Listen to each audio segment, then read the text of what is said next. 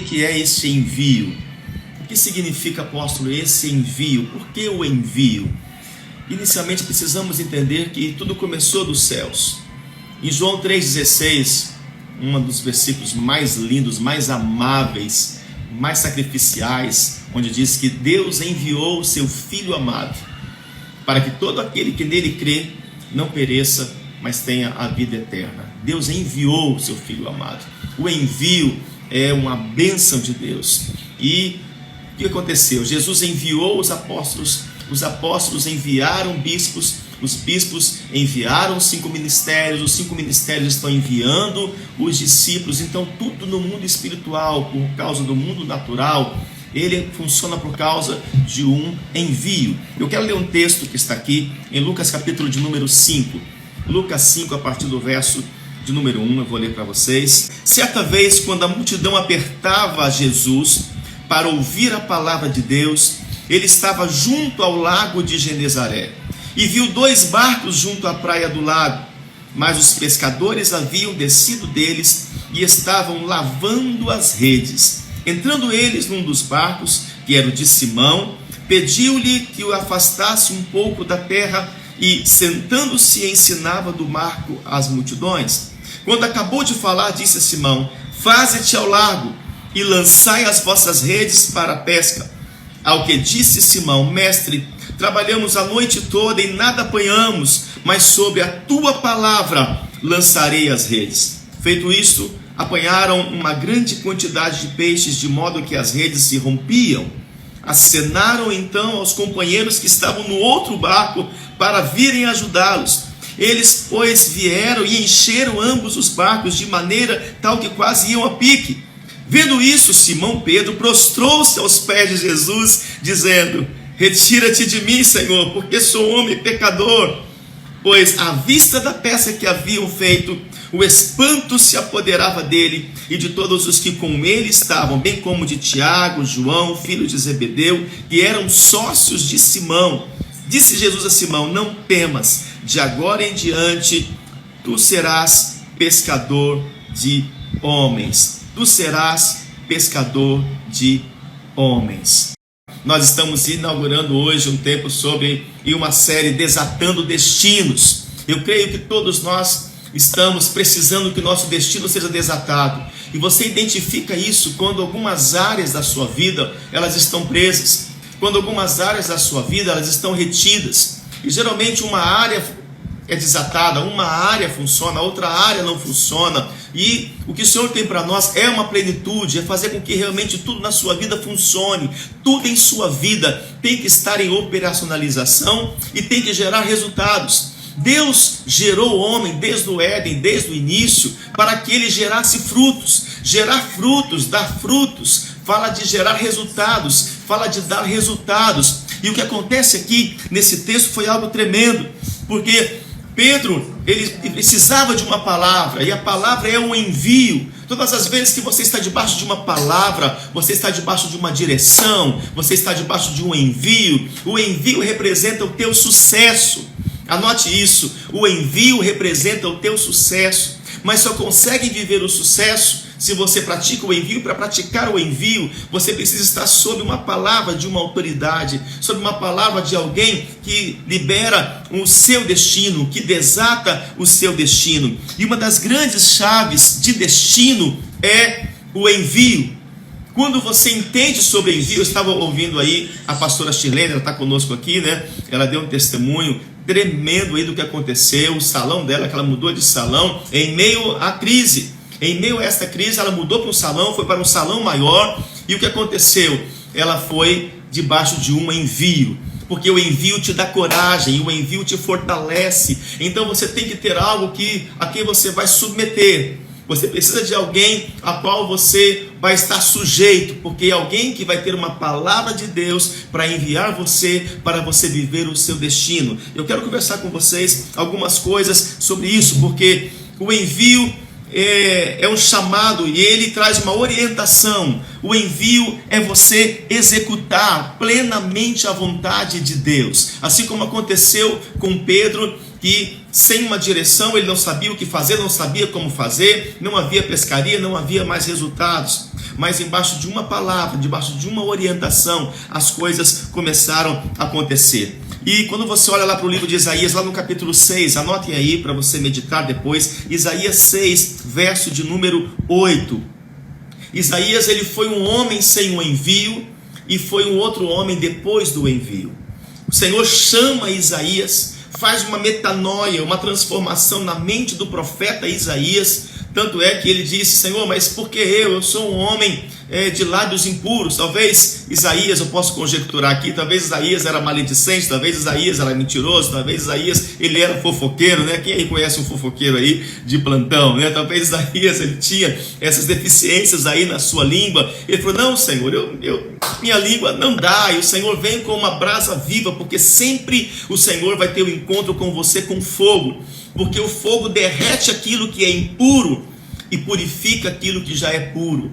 Então o fogo de Deus, ele veio e purificou a boca de Isaías, e o Senhor enviou a Isaías. Ele disse: Senhor, quem irá? Quem enviaremos? E o Senhor enviou Isaías, e nunca mais a vida dele foi a mesma coisa. E também aconteceu com o apóstolo Pedro, quando o Senhor chama Pedro, que era um pescador de peixes, ele chama agora para que fosse um pescador de almas. Por quê? Porque debaixo de um envio as coisas acontecem. Eu quero profetizar que você vai caminhar debaixo de uma palavra. Por isso, lá em Crônicas 20:20, nós estamos no ano 2020. Esse versículo, ele é muito profético.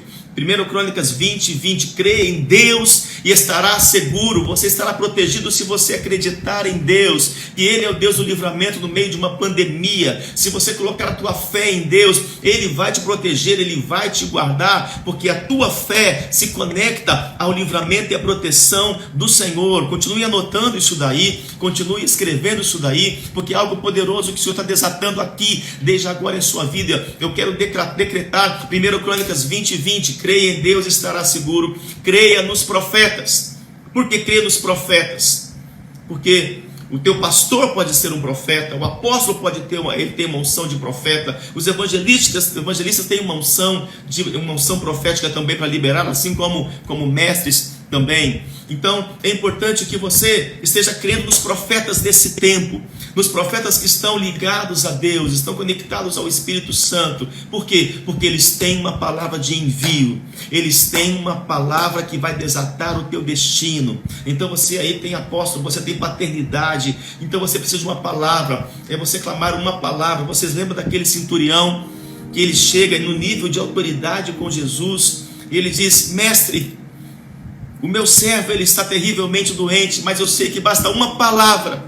Se o Senhor enviar uma palavra, se o Senhor enviar uma palavra, o meu servo será curado. Libera uma palavra agora. Essa palavra vai criar, essa palavra vai desatar no mundo espiritual. Porque quando uma palavra é liberada, um davar de Deus é liberado, a atmosfera muda, algo se cria no mundo espiritual. Por isso Isaías 55, lá no verso 8 e verso 9, está escrito que a palavra do Senhor ela não volta vazia, mas ela cumpre o envio.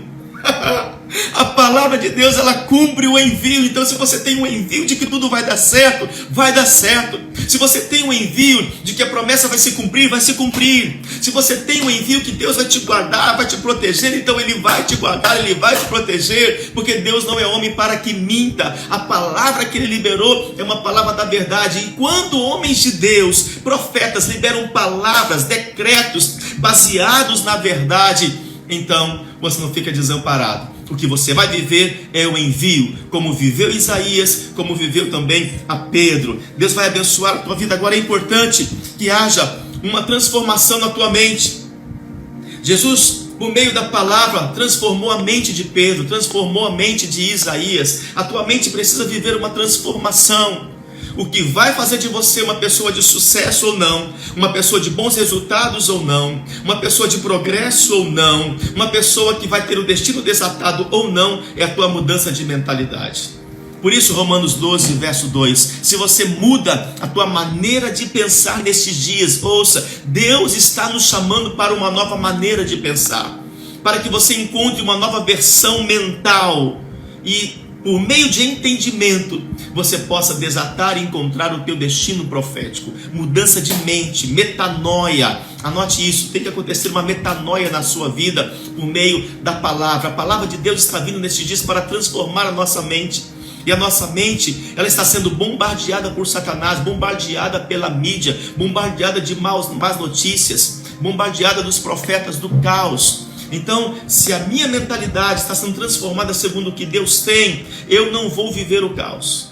Não viverei o caos. Ouça, 2020 será um ano de muitos prejuízos, danos e perdas para aqueles que não estão conectados com Deus, mas será um ano de muito refrigério para aqueles que amam a Deus, para aqueles que estão andando na palavra.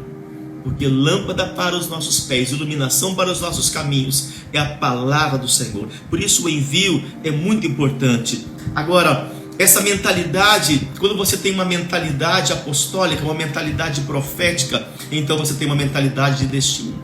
No meio dessa pandemia, no meio da crise, seja crise na saúde, seja crise política, seja crise na enfermidade, seja crise econômica, você tem que sofrer uma mudança de mentalidade, ter uma mentalidade de destino, ter uma mentalidade de crescimento. Você tem que manter a tua mentalidade intacta.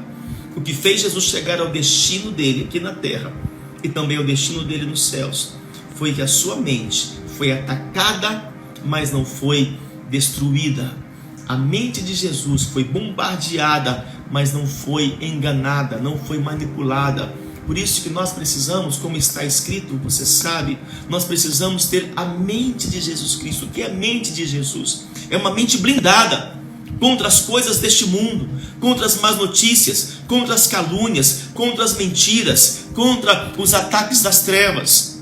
Ter uma mente transformada. E como que o inimigo tenta, apóstolo? Como que ele tenta roubar o nosso destino? Como que ele tenta nos tirar da rota de destino?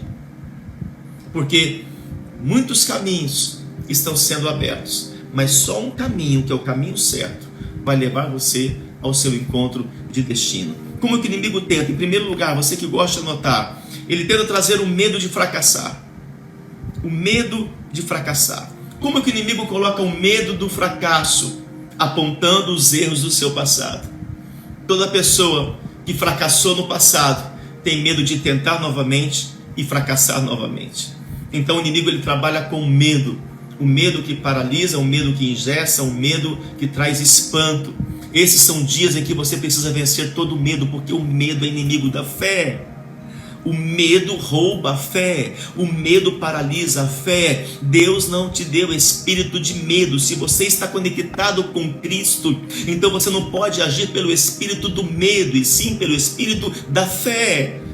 Por isso que está escrito que sem fé é impossível agradar a Deus. Por quê? Porque a fé é um movimento do teu espírito. A fé não faz você ficar parado. A fé, no meio da crise, no meio da pandemia, no meio dessa dramática toda em que estamos vivendo, o medo faz você se movimentar. O medo faz de você uma pessoa proativa. O medo faz de você uma pessoa ativa. O medo faz você se levantar, faz você agir, faz você procurar outras oportunidades, faz você se reinventar.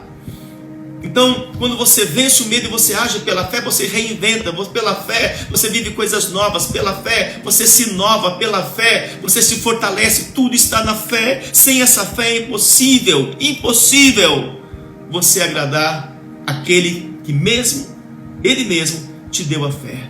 Então vença esses medos. Não tenha medo. O medo está fazendo você enxergar os fantasmas da vida. Pela fé, você vai conseguir viver os melhores dias da sua vida. Vença os medos, porque você precisa voltar a se movimentar. Quando é que você está com fé? Quando você volta a se movimentar. Quando você está agindo, quando você está trabalhando, quando você está buscando novos recursos, quando você está buscando novas alternativas. O teu destino ele é desatado, e olha que é um destino para você. O Senhor preparou um bom futuro, como está escrito: haverá um bom futuro e não será frustrada a tua esperança. Não será frustrada a tua esperança. O que é que você espera? Se você espera em Deus, tua esperança não será frustrada. Se você espera nas promessas dele, tua esperança não será frustrada. Se você espera confiadamente no Senhor, você não será frustrado. Você vai se frustrar se você colocar a sua esperança no presidente, a esperança na política, na economia, a esperança no homem. A nossa fé e a nossa esperança estão firmados no Senhor. Aleluia! Estão firmados no Senhor. Eu não sei onde está firmada a tua esperança, mas a minha fé e a minha esperança está firmada nele, então não tem como ser abalada. Como disse Paulo, eu sei o Deus quem tenho crido, e ele é poderoso para fazer infinitamente mais do que eu tenho pensado, sonhado ou imaginado.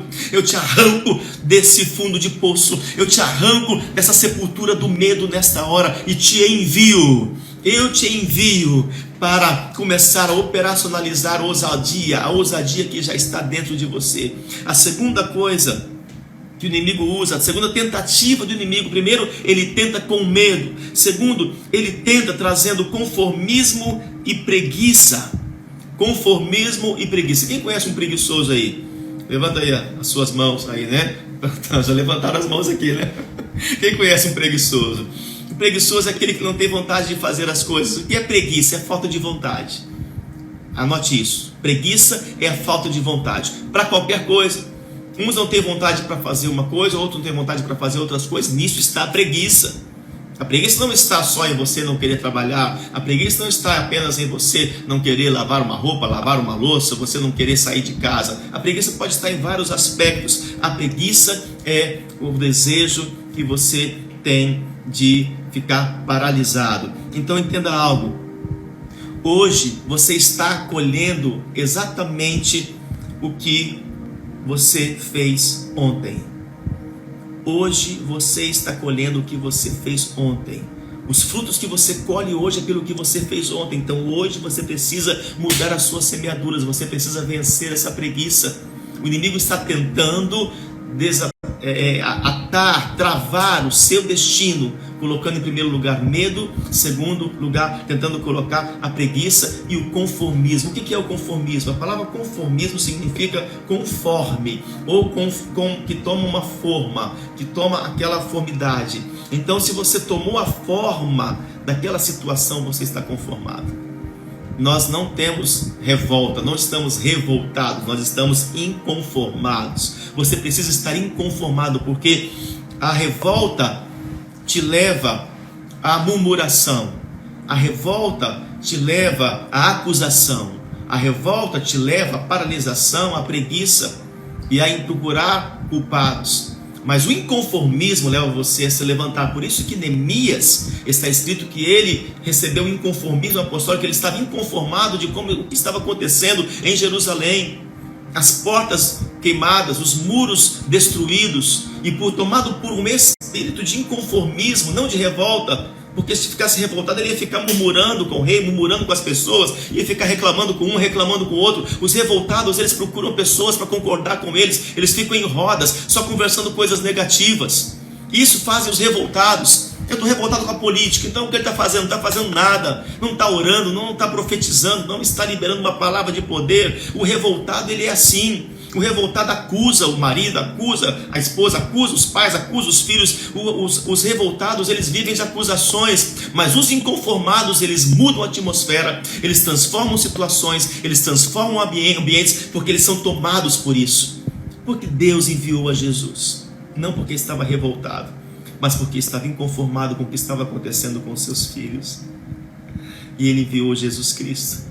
O que levou Jesus a ir até a morte, e morte de cruz, não foi a revolta, foi o inconformismo. Ele disse: eu vou assumir isso. No que depender de mim, tudo vai mudar aqui em casa. No que depender de mim, as portas vão se abrir. No que depender de mim, eu vou conseguir um emprego, vou conseguir trazer os resultados. No que depender de mim, não vai ter coronavírus dominando aqui em casa. No que depender de mim, as coisas vão dar certo, as coisas vão funcionar, a porta vai abrir. No que depender de mim, eu estou inconformado. O inconformismo está me levando a ter atitudes espirituais e não carnais. A revolta leva as pessoas a terem atitudes carnais. O inconformismo leva as pessoas a terem atitudes espirituais. Essa é a diferença, querido.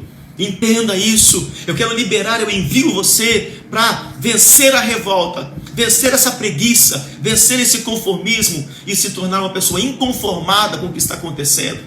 Deus está levantando pessoas. Deus levantou um presidente inconformado com a corrupção, com a desonestidade. Deus quer levantar você para estar inconformado com alguma coisa, mas o inconformismo faz de você uma pessoa proativa. A terceira tentativa do diabo, porque ele não vai conseguir, para tentar amarrar o teu destino, para que você não cumpra, para que essa pandemia seja algo nocivo, algo destruído para você. A terceira coisa é trazer incredulidade. Incredulidade. E é importante que você entenda algo, porque a incredulidade é inimiga da fé. Por causa da incredulidade, muitos não foram curados. Nem Jesus curou por causa da incredulidade. Olha, o Filho do Homem, Jesus Cristo, não curou, não porque ele não tinha poder, mas porque havia incredulidade na cidade, havia incredulidade na casa, havia incredulidade nas famílias. O incrédulo, ele é um murmurador em potencial, ele não acredita que Deus pode fazer.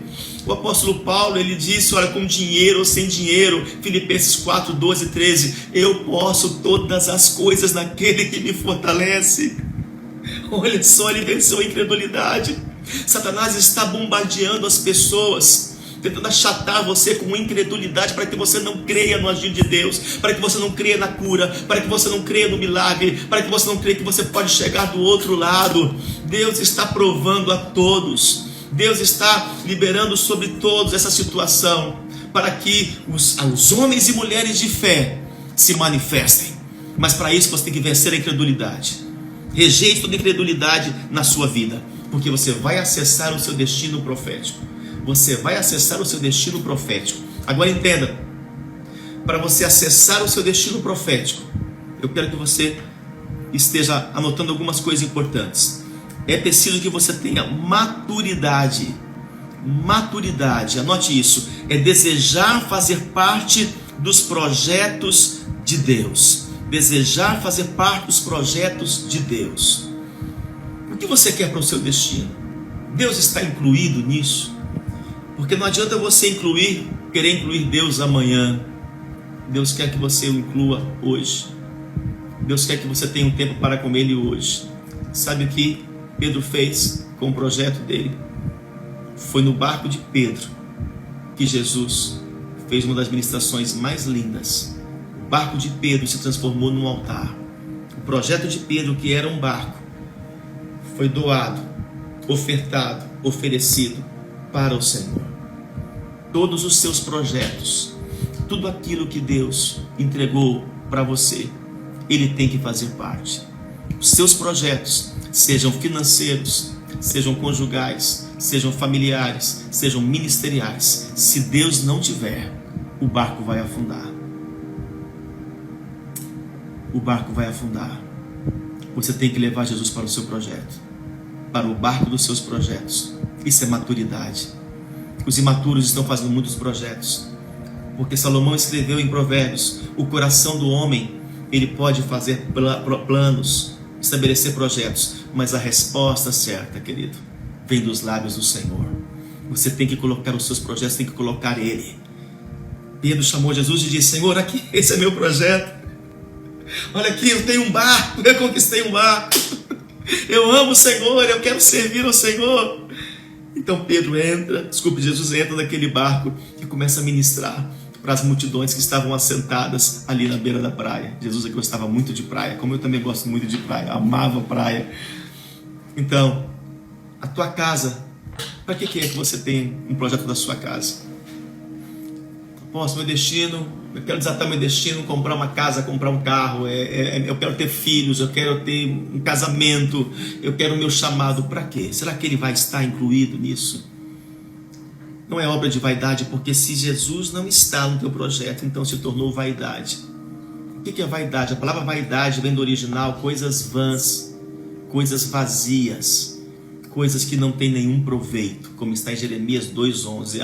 Este povo meu, este povo, cavaram cisternas vazias, trabalharam, mas trabalharam sem o meu envio. Por isso cavaram cisternas, e as cisternas estão vazias, não retém água. Muitas coisas, queridos, que você projetou na sua vida, você projetou, mas não colocou Jesus. Ele não estava nos seus planos. Você teve planos pessoais, mas você não colocou Ele como uma primícia, como uma primazia. Senhor, olha, esta casa é o Senhor. Mas isso não pode ser apenas um jargão, isso não pode ser apenas verbal. Isso tem que acontecer. Senhor, essa garagem da minha casa é para o Senhor. Esse carro realmente vai ser para o ministério, para o chamado, para abençoar pessoas. Meu casamento, eu quero o marido e minha esposa porque eu quero cumprir um chamado. Eu quero o Senhor me enviando minha esposa, enviando meus filhos para o chamado. Senhor, eu quero um filho. Filho para quê? Para suprir uma carência, para dizer que tem um filho? Não, eu quero um filho como Ana. Os meus filhos vão servir na casa do Senhor, eu vou ensinar os meus filhos, eles serão profetas, serão sacerdotes do Senhor. O Senhor está nesse barco da minha vida. Tudo que você coloca a Jesus, em todos os projetos que você coloca a Jesus, dá certo, porque é Ele mesmo que te envia para isso. O projeto de Ana de ter um filho deu certo. Ela não só teve um, mas teve mais 5 filhos, porque o Senhor fazia parte deste projeto. Deus tem esse propósito para a sua vida. O propósito de Deus tem que ser maior do que os seus propósitos. Anote isso. O propósito de Deus deve estar acima dos seus propósitos, e você vai ver que as coisas vão começar a dar certo na sua vida. As coisas vão começar a funcionar na sua vida. Um dia o Senhor falou comigo: filho, cuida das minhas coisas, porque eu vou cuidar das tuas. Eu falei: ó, então, Senhor, está fechado. Quem melhor para cuidar das minhas coisas do que o Senhor? Eu vou cuidar das tuas coisas. Tudo que eu fizer será para ti. Todas as minhas motivações estarão no Senhor. O Senhor será a minha razão. O Senhor será a minha motivação. O Senhor será o meu alicerce. O Senhor será o meu tudo. Quando você doa tudo de você para Ele, você tem tudo dele para você. O que Deus tem de você? Quanto tempo Deus tem de você? 1 minuto? Então o que você vai ter dele? 1 minuto. Deus quer de você a vida inteira. Deus quer tudo de você. Deus quer tudo que você tem, porque no final tudo é dele. Tudo é dele. Nós temos tudo e não temos nada, porque tudo é dele. Em segundo lugar, quero ainda falar com vocês, para que o teu destino seja desatado, o seu destino profético seja desatado, você precisa de profissionalismo. Para cumprir o envio, você precisa ter profissionalismo. Observe como eles estavam lavando as suas redes, mesmo depois de um período improdutivo, eles estavam lavando as redes. Os discípulos estavam lavando as redes. Muitas vezes nós só fazemos as coisas bem feitas quando tudo está dando certo. E quando tudo está dando errado, o que você faz? E quando as coisas não estão da forma que você quer? Esse é um tempo de viver a excelência do Senhor. Tudo que te vier às mãos para fazer, faça com excelência, faça com profissionalismo. Fazer com profissionalismo é fazer bem feito. Muitas vezes nós evangélicos, nós queremos fazer e fazemos de qualquer jeito, e ainda adotamos um jargão. Que terrível que é esse jargão, que você chega a me dar arrepio, mesmo no calor aqui de Araguaína. Estamos aqui em Araguaína, em Tocantins. O que acontece? Nós começamos a falar: é para Deus, Deus recebe. Não, Deus não recebia ofertas coxas, Deus não recebia qualquer adoração, Deus não recebe qualquer oração, oração de vaidade, oração na carne. Não recebe. Ele recebe coisas que são feitas de forma profissionais, ou seja, de formas perfeitas, de forma excelente. Ou seja, fazer perfeito é fazer com o teu melhor. O perfeito para você é o teu melhor. O perfeito para mim pode ser no nível, é o meu melhor. Mas o perfeito para você tem que ser no seu melhor. Cada um tem o seu melhor. Eu tenho uma medida do melhor, você tem outra medida do melhor, mas tem que ser o melhor, e o melhor é tudo. O melhor é com todas as suas forças, com tudo que você tem, com tudo que você é, com tudo que você já estudou, com tudo que você já se preparou. Você tem que fazer com profissionalismo. Esses discípulos não estavam conseguindo pegar nada, mas não deixaram jogado. Não conseguimos nada, deixa isso aqui jogado. Não, vamos limpar as redes, vamos lavar as redes. Sabe por quê? Uma visão futurista, uma mentalidade futurista. Não pegamos hoje, mas amanhã vamos pegar. Então vamos lavar as redes, vamos enrolar as redes, vamos guardar as redes, porque amanhã é um outro dia. E sempre que você se prepara para o outro dia, no outro dia o Senhor te visita com milagres. Esteja preparado para amanhã. Por isso o Senhor diz: santificai-vos, ele disse a Josué, para que falasse ao povo: santificai-vos hoje. Preparem-se, façam tudo certo, se consertem, se alinhem, façam o melhor, se consagrem, porque amanhã Amanhã o Senhor fará maravilhas no meio de vós. Eu quero liberar você, enviar você. Eu libero uma palavra de envio. Você vai viver maravilhas amanhã. Você vai viver uma colheita como nunca. No meio da pandemia, isso sim, sabe por quê? Porque é no meio da crise que você se revela. É no meio do deserto que você revela quem você é, como está o teu coração, como está a tua comunhão com Deus. Por isso que Deus permite as crises. Deus permitiu agora esse deserto chamado pandemia. Para quê? Para revelar como você está. Para revelar como está o teu coração. Não porque Ele não saiba, mas porque você precisa se medir e saber qual é o seu nível, o nível que você está. Será que com esse nível que você está, esse nível de consagração, esse nível de busca com Deus, você vai conseguir chegar tão longe? Se você não chegou até hoje, querido, então tem algo errado, filho. Você precisa se consertar. Conserte as suas redes, limpe as suas redes, limpe a sua vida. Dobre a sua rede, dobre o seu joelho, o seu coração diante do Senhor e espere, porque amanhã haverá grande livramento. Amanhã haverá o Senhor se movendo. Ficai aí parado. Você já tentou, não conseguiu, então ficai agora aí parado, como o Senhor disse lá a Josafá, porque amanhã farei maravilhas no meio de vós. Deus quer se revelar neste deserto, dessa pandemia. Sabe o que o Egito fez com José? O Egito revelou José. O Egito revelou José. Olha que coisa tremenda. Essa pandemia quer revelar você. Há um melhor dentro de você.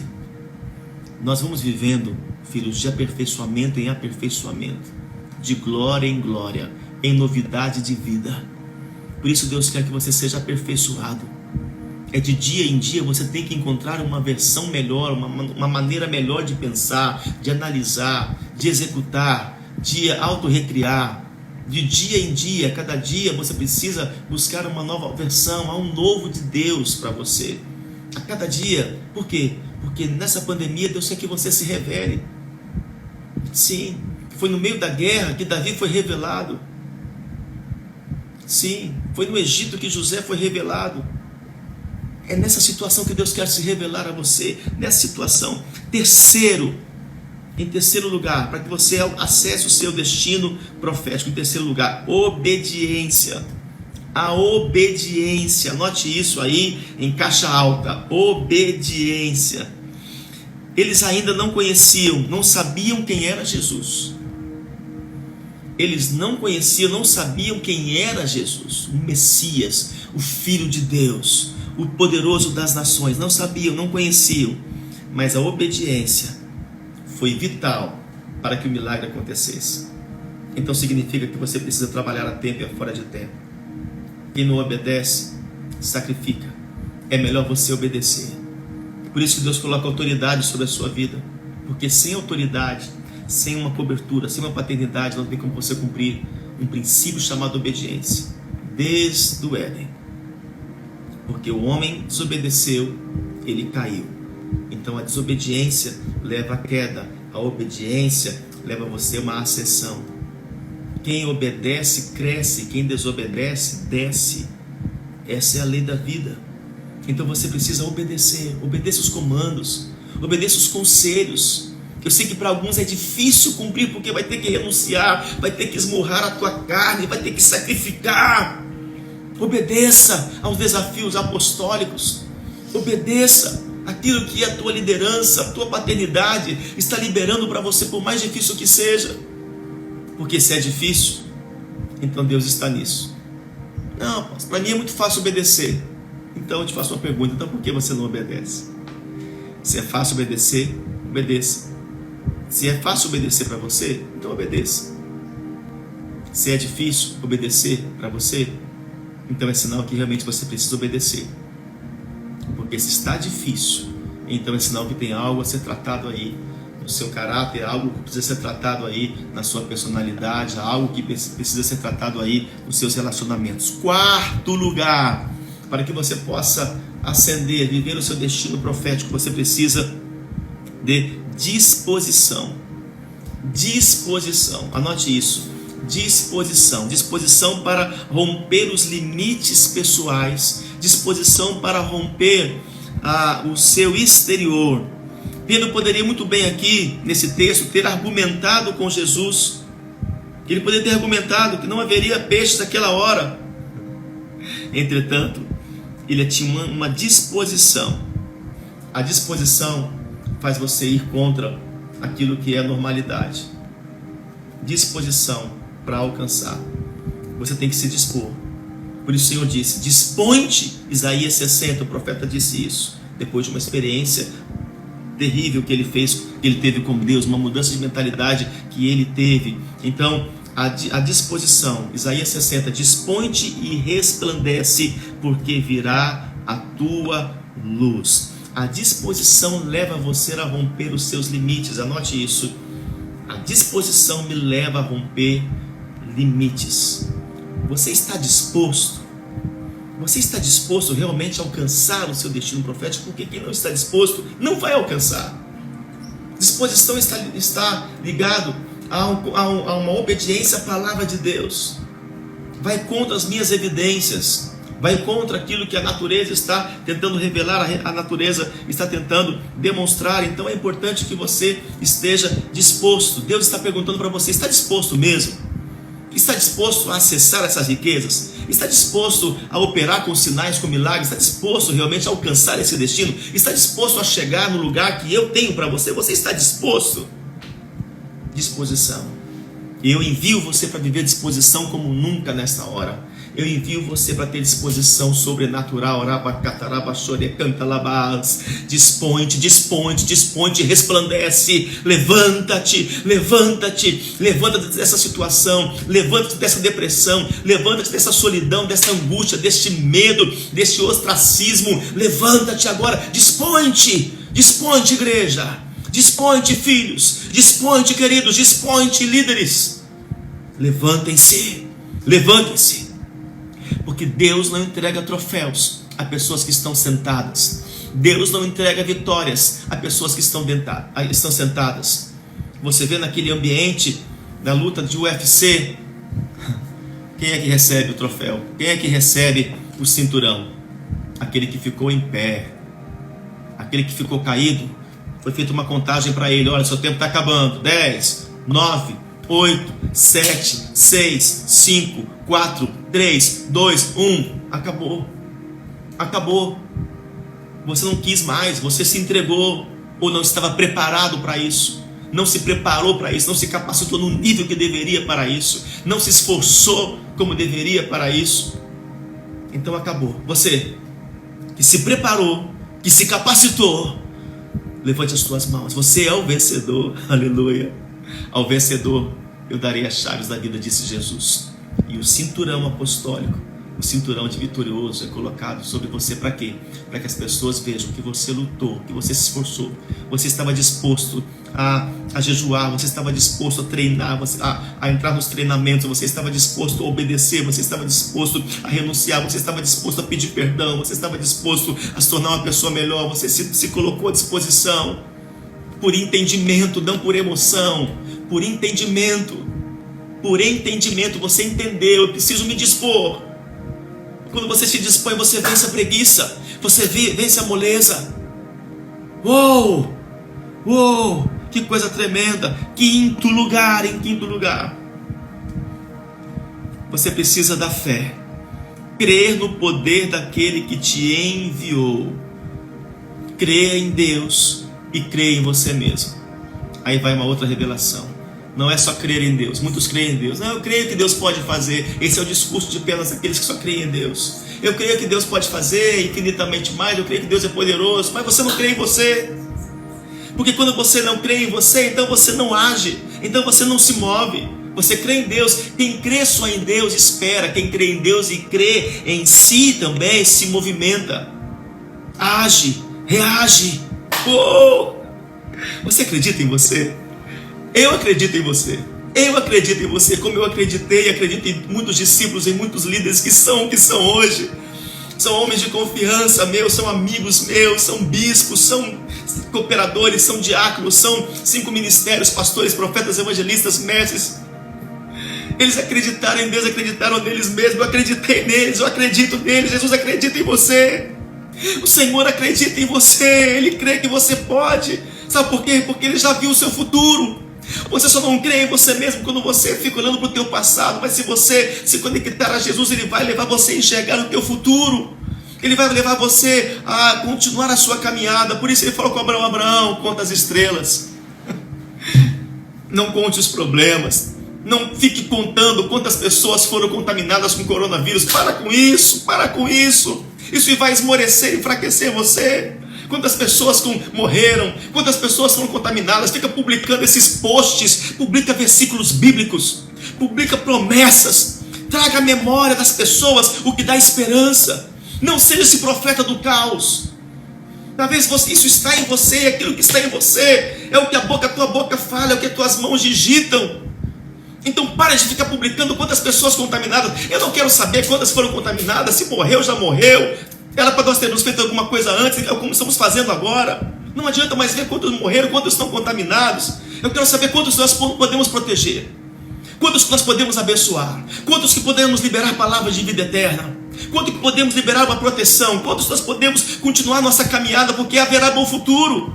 Não acabou o mundo está se transfigurando, o mundo está se renovando, o mundo está se inovando pelo poder do vento do próprio Deus. Então pare de ficar contando as promessas. Abraão, conta as estrelas, conte as promessas. Mas Senhor, eu não tenho filho. Para de ficar falando isso todo dia, Abraão. Para. Caminhe nas minhas promessas. Eu tenho um destino para você. É muito melhor do que aquilo que você estava. Eu te tirei da tenda. Eu te tirei de Ur dos Caldeus. Eu te tirei daquele lugar, da tua família, da tua parentela, para te dar algo novo. Sempre quando eu tiro, quando eu chamo, quando eu desafio Abraão, é para algo muito maior, é para algo muito melhor, é para algo muito mais novo.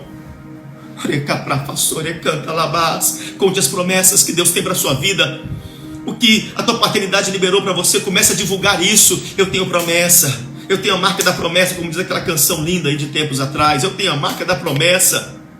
Eu não tenho marca de coronavírus, eu não tenho marca de governo que está falando do que vai vir de pior. Não, eu sou marcado, eu sou escolhido. Você é marcado, você é escolhido para viver, e vai viver muito em nome de Jesus. Eu te envio para viver muito em nome de Jesus.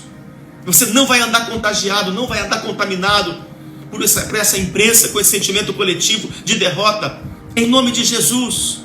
Em nome de Jesus. Então você vai andar pela fé. Eu te envio para andar pela fé. Pedro, ele creu na palavra, ele acreditou na palavra. Ele disse: sobre a tua palavra, sobre o teu envio, sobre o teu envio eu vou lançar a rede. Sobre o teu envio eu vou voltar lá. Não permita que a incredulidade paralise você. Por isso que você tem que aprender a viver por decisão e não por emoção. Viver por decisão e não viver pelo contexto. Pare de viver pelo contexto daquilo que está acontecendo nesses dias. Viva por uma decisão, por uma mente transformada. Uma decisão, uma convicção, é isso. Viver por decisão é viver por uma convicção. Eu estou convicto e nada vai esmorecer a minha fé, nada vai me abalar. Eu sei que o Senhor está comigo, e é assim que o Senhor quer que você passe todos os dias, até o último dia da sua vida, mesmo sendo apedrejado. Senhor, eu creio em Ti, Tu és o meu Deus forte, Tu és a minha coluna. Eu quero deixar 3 dicas rapidamente, porque o tempo aqui, misericórdia, passa rápido demais, né? 10 minutos. Então eu quero aqui passar para vocês aqui 3 dicas práticas. 3 dicas práticas. Primeiro, saia da superficialidade e aprofunde-se no seu empenho, porque o Senhor disse aqui, olha o que Ele disse: faze-te ao largo, faze-te ao largo, faze-te ao mar alto. Olha só, que coisa tremenda. O Senhor disse para ele: vai lá para o fundo do mar, é lá, é lá. Então você já é a pessoa certa, falta você acessar o lugar certo. O lugar certo vai desatar o teu destino. O lugar certo vai fazer com que você possa viver aquilo que Deus tem para você. Isaac, na escassez, ele procurou o lugar certo para semear. Era o lugar certo para ele. Para muitos talvez não era. Ele foi para Gerar. Para alguns o lugar certo era Egito.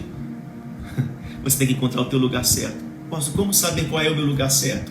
é o lugar em que você está sendo desatado, é o lugar onde há glória, é o lugar onde há revelação, é o lugar onde há palavra, é o lugar onde há apacentamento, é o lugar onde você é ativado, é o lugar onde você é desatado, é o lugar onde você vislumbra o teu futuro, onde você abre os teus olhos, é o lugar onde você é exortado, alinhado, confrontado, é o lugar onde você é extraído o melhor de dentro de você. Esse é o teu lugar certo.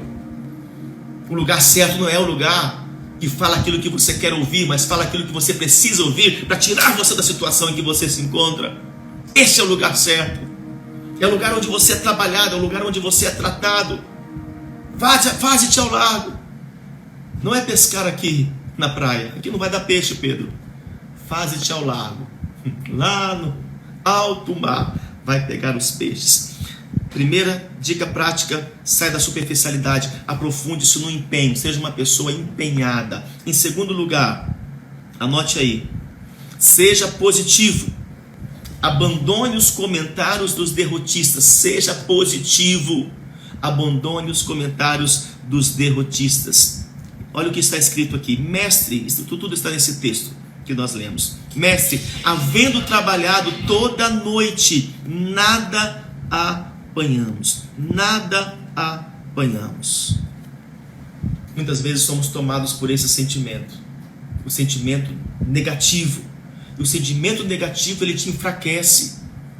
Toda pessoa que é negativa é uma pessoa fraca. Toda pessoa que é positiva é uma pessoa forte. Então, pare de ficar chorando pelas coisas que não aconteceram na sua vida. Você quer acessar o seu destino profético, ser uma pessoa de destino? Pare de chorar pelas coisas do passado. Porque enquanto você está chorando, tem pessoas fabricando lenços para vender e estão ganhando dinheiro. O que você quer? Ficar chorando para dar dinheiro? Ou você quer enxugar as suas lágrimas para ganhar dinheiro? O que você quer? Ficar chorando pelo aquilo que não aconteceu? Ou você quer se alegrar, porque a alegria do Senhor é a tua força, e ir em busca das vidas para salvar, para discipular? Porque esse é o chamado principal de Deus na tua vida. Usar o que você tem, usar um pouquinho de azeite, um pouquinho de farinha, para você salvar, discipular e enviar. Salvar, discipular e enviar. Novamente, salvar, discipular e enviar. Essa é a dinâmica do reino do Espírito. Esse é o envio que o Senhor tem para todos nós. Em terceiro lugar, persevere na palavra liberada.